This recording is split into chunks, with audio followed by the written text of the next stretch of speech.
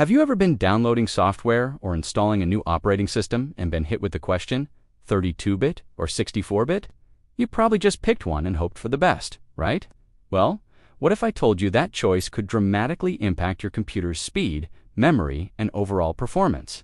Stick around, because by the end of this video, you'll understand exactly what those numbers mean and how to choose the right one for you every single time. Before we dive in, do us a huge favor and hit that like button, subscribe, and ring that notification bell so you never miss out on our tech deep dives.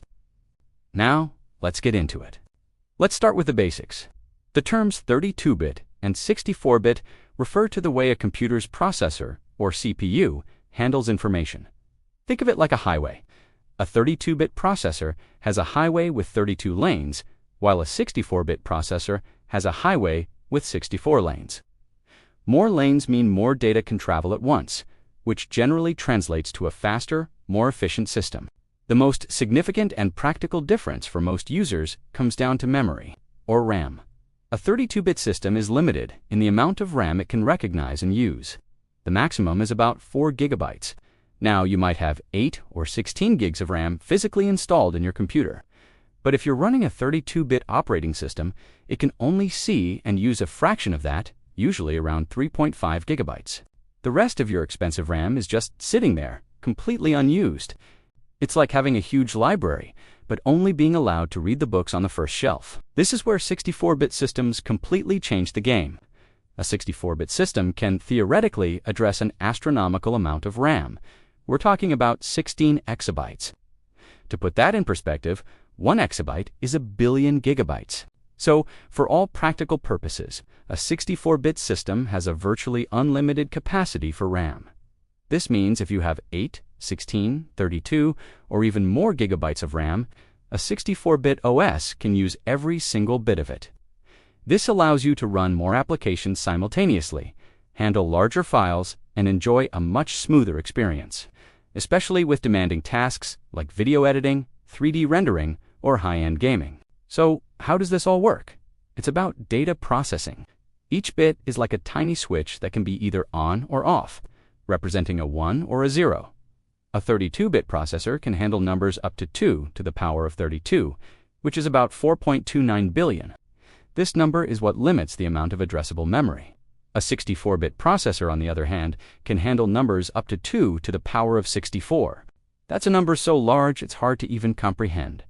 Over 18 quintillion, this massive increase in data handling capability is what allows for more RAM and also enables more precise calculations and more efficient processing of large chunks of data. This processing power also affects software. Most modern applications are now designed for 64-bit systems to take advantage of the extra performance and memory access. While a 64-bit operating system can usually run older 32-bit programs through a compatibility layer, the reverse is not true. You cannot run a 64-bit application on a 32-bit operating system. It's a one-way street.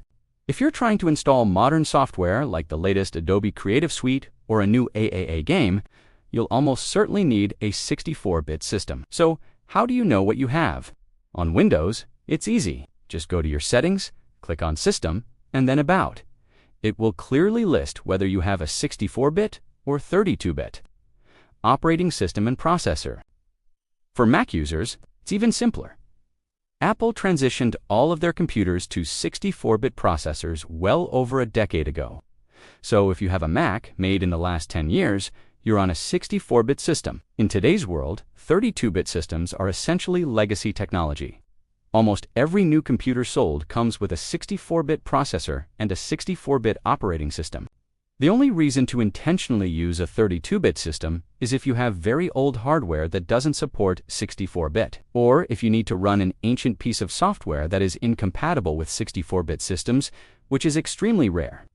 To sum it all up, a 64-bit system is faster, more secure, and can handle significantly more memory, which is crucial for modern computing.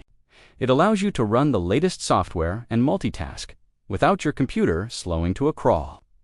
A 32-bit system is an older standard with severe limitations on memory and performance. So, the next time you're faced with that 32-bit or 64-bit choice, you'll know exactly what's at stake. For virtually everyone, 64-bit is the only way to go. Thanks so much for watching. I hope this cleared things up for you. If you found this video helpful, please give it a thumbs up. It really helps the channel. And don't forget to subscribe and hit that bell so you're the first to know when we post new content. Drop a comment below if you have any questions or ideas for our next video. See you in the next one.